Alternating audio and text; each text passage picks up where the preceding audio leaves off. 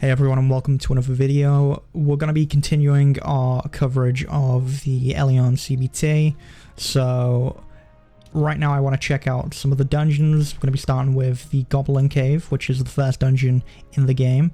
There's a couple solo dungeons, and then there's later on some dungeons that you can do with other players. So we're going to be trying this out. So to access your dungeons, you want to just press escape.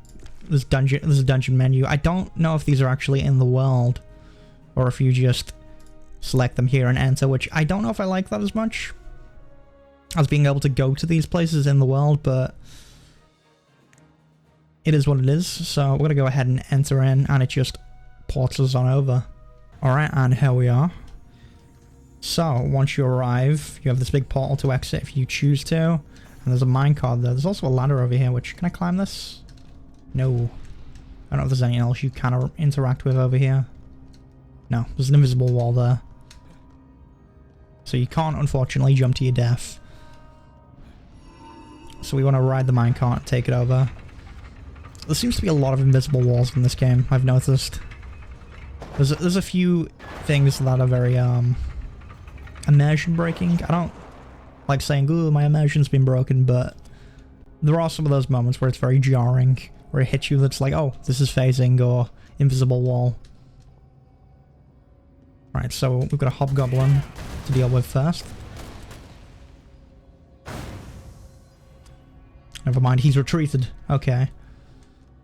Once he's gone, I don't know if there's anything else in here to loot or check.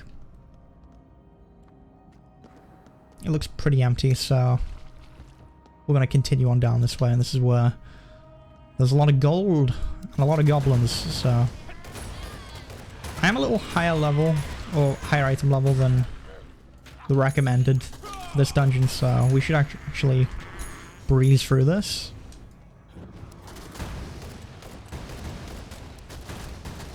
Oh. There we go.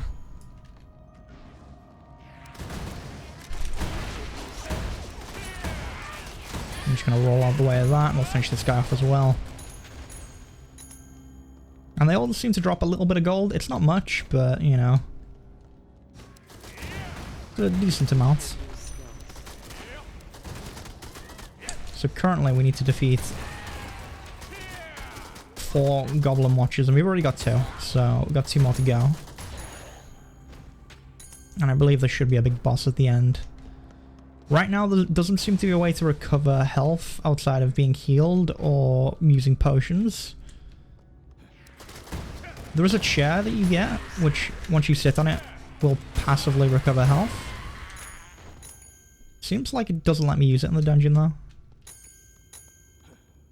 You can't use this in a dungeon. Yeah, I believe it counts as a mount, so I guess you can't use it inside here, so we have to stick to using potions, which can be bought from general merchants. For a while I was using the very basic ones because I wasn't buying any from general merchants, but definitely good to know. So we just want to dodge out the way of that. Again, a lot of the attacks are pretty well telegraphed. I was hoping to finish him before he got that one little bit of ice on us. There also seems to be a damage meter here, specifically for bosses, I guess. I don't know if that popped up earlier for just random mobs, but I guess that's damage meter if you need it.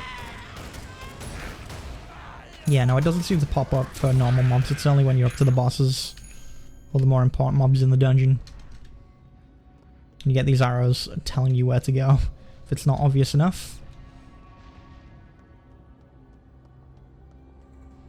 So we're deep inside the Goblin Cave now.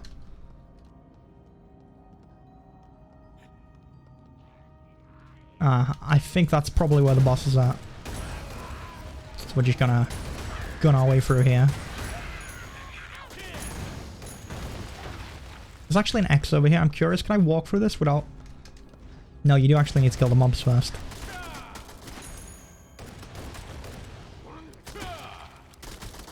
I think little things like that kind of just, I don't know.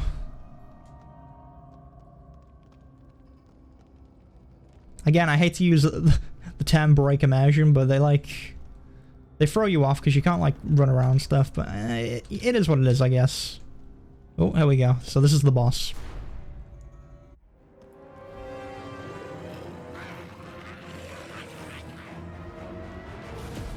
We get a fun little cutscene. It says, useless fools, I'll do it myself. So, I assume that's supposed to be voice acted, but you never know. And this guy's a little tougher. Oh.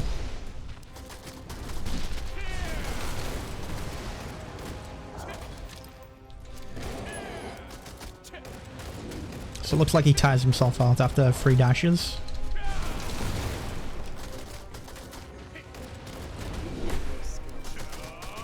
The problem is you only get 2 evades before your stamina would run out, typically. He's enraged. Okay, so he has an enrage as well once you get him low. But he wasn't too big of a deal. Only took 43 seconds to kill. And that's our challenge successful. So I should now be able to collect this, which gives me an expensive jewel we can sell for 2,000, which is nice. And that completes... Oh, hold on. I need to also be in a party to fully complete this first part. But yeah, that's the first dungeon of the game. Can we loot this chest over here? No? Can I not take any of the gold? So I believe if we now want to exit the dungeon, we would press Alt and click up here. Before we do though, we did receive a Goblin Cave basic box. And there are random components that you can get in here. So there's the Executor's set that you can potentially get. And also weapon and armor enhancement stones. As well as a Goblin Cave key, which I don't know what the Goblin Cave key is for. An item that lets you the time attack version. Okay, and this one is recommended you do at level 350, so if you like time attack stuff, that's in there. I think it's a nice thing to have, as much as Mythic Dungeons and WoW were... I don't know. I didn't play enough WoW. I unfortunately quit in like Carter, and when I came back in BFA, it just wasn't for me, so... I think time attack stuff's fun. It's nice to have that in there as a potential reward. So we have pistols we can potentially get, which require level 30. And then all the greens seem to require level 25. Okay. Alright, let's see what we get. So if we open it up, we got the boots, and then we got a enhancement stone and an armor. So a weapon and an armor enhancement stone. Or 2 armor enhancement stones, actually. Which we can then use to upgrade our gear, if we choose to do so. I'm not sure if there's anything else we got out of here.